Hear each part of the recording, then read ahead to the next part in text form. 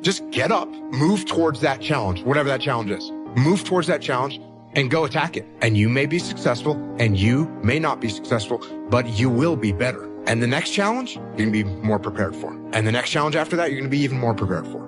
And you're going to fail, and you're going to fail, and you're going to fail, and you're going to fail, and then you're going to win. Yeah. Goggins said this in the episode with me, and it gave me chills when he said it. He was like, it's so easy to be successful nowadays because people are weak. Yeah. Everybody's weak. Dana White says it as well. Yeah. I tell my kids, it is so easy. If you are even a weekend savage, you will run these kids over. Yeah. We don't rise to the standards we have when others are watching. We fall to the standards we have when no one is watching. The only work that really matters is the work that no one sees. It shows you who you really are rather than who you say you are. This is from Mark Manson. Why I hate being around negative people. Being an asshole is a weak person's idea of strength. Complaining is their connection. Never let yourself be held back by other people's fears. People criticize what they were afraid to do themselves because bold action reminds them of their own inaction. If you're afraid to be criticized, why do you care about the opinions of those who are too timid to do it themselves? If you are the criticizer, does tearing down someone who has the courage you lack make you better? And I know it's difficult to follow your dreams, but it's even worse if you don't. You have to find a way to build your own dream, or someone else will hire you to build theirs. If you give up on your dream, what's left? I found that nothing in life is worthwhile unless you take risks. Nothing. Nelson Mandela said, there is no passion to be found playing small and settling for a life that's less than the one you're capable of living. Now, I'm sure in your experiences in school and applying to college and picking your major and deciding what you want to do with life, I'm sure people have told you to make sure you have something to fall back on. Make sure you got something to fall back on, honey. But I never understood that concept, having something to fall back on. If I'm going to fall, I don't want to fall back on anything. I want to fall forward. I figure at least this way I'll see what I'm going to hit. Without consistency, you'll never finish. So do what you feel passionate about. Take chances. Don't be afraid to fail. There's an old IQ test, was 9 dots. And you had to draw 5 lines with a pencil within these 9 dots without lifting the pencil. The only way to do it was to go outside the box. Don't be afraid to think outside the box. Don't be afraid to fail big, to dream big. But remember, dreams without goals are just dreams. Every single person who wants to do something with their life and has done something with their life has gone through the exact chapter that you're going through. And it's the lonely chapter. It's the chapter where you don't fit in with your own friends, but you don't have the outcomes yet to fit into a new group of friends. And you're doing this thing, you're consuming content on the internet, you're doing these free tutorials online to try and figure out how to set up a podcast and where do I host this thing? And then you're going through this and you're like, is this even worth it? Because you have no signs of success, right? But if there's anything that you can take away from what we're saying right now is that you got to do it alone. You got to do it broke. You got to do it scared. You got to do it when you don't know what's going to happen. You got to do it when you don't feel like it. You got to do it even when you're nervous. You got to do it even when you don't have the answers, because you'll figure it out as you go. You know, that's the secret to manhood. That's the secret to life. No matter who you are, you'll figure it out as you go through this life. Everything in my life, when something got hard, I quit. If it was reading, that's where, I wasn't great at reading. I wasn't great at writing, so I just quit. I couldn't catch on as fast as you. I had to work harder than you. So I quit. I wasn't great at things, so I quit. I'm not good at this.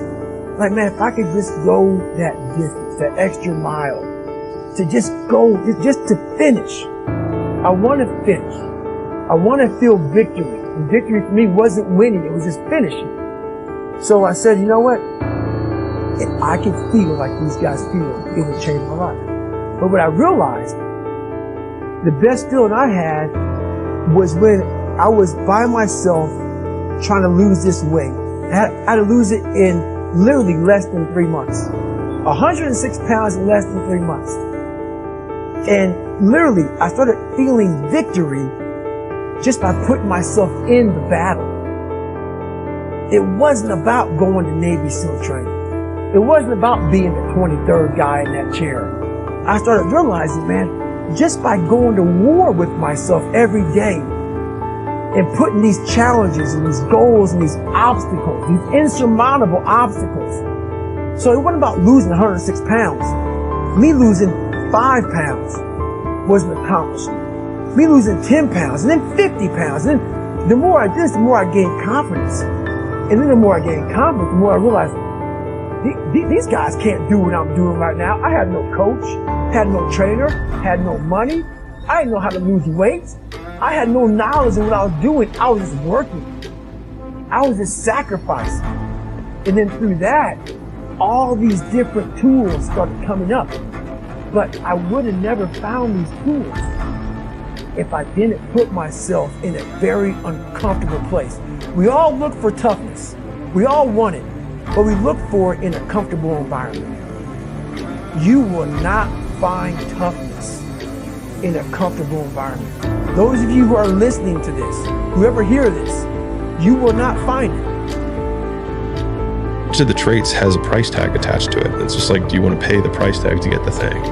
And so I think if people reframe the period of life that they're going through as the price that they're paying out of their wallet, but the wallet is their time, is the seconds of life that they're trading for it, then I think more people would be willing to make the trade. Because at least when I look at myself, like when I'm 80 something years old and I'm looking back on my life, I want to have these traits.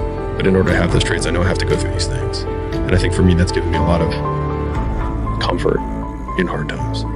Consistency is the most reliable trait that all of the successful people that I've been around have got. Like, no one is successful who isn't consistent. Consistency won't guarantee success, but not being consistent will guarantee that you won't be successful. And electing to do hard things very regularly would probably be a close second. What would you do if you weren't afraid? And I love thinking about that when I'm thinking about big life decisions. Like, what would I do if I weren't afraid?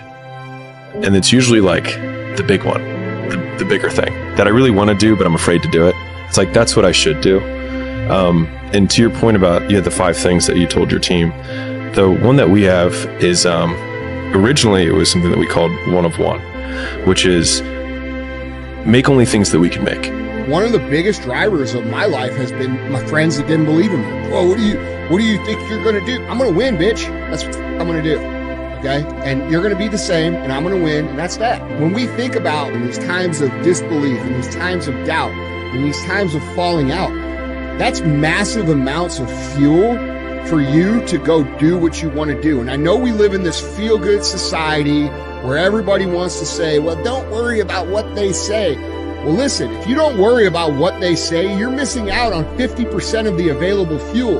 And it takes 100% of the available fuel to get where you want to go.